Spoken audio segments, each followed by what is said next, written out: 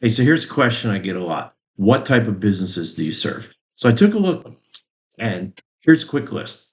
Marketing, bookkeeping and accounting, realtor, another realtor, IT, cleaning company, recruiting company, roofers, grading, pest control, cemetery monuments, wedding planner, dentist, alternative insurance, shipping, contractor, remediation, virtual assistant, door to door sales, fitness trainer, contractor, drone pilot, promotional items, a coach, a manufacturing consultant, CBD gummy productions, cell phone repair, TV repair, barber, manufacturer, security consultant, bakery, fractional CFO, then networking group, business furniture, painter, an accountant, psychologist, financial planner, baker, financial planner, hairstylist, staffing, signage, chamber of commerce, property management, another realtor, copywriters, travel agents, online retailers, truck repair, handyman, masseuse, tutor, window blinds, catering, IT, transportation, a realtor broker, IT, property management, attorney, home services, alternative insurance, advertising, and most recently, insurance.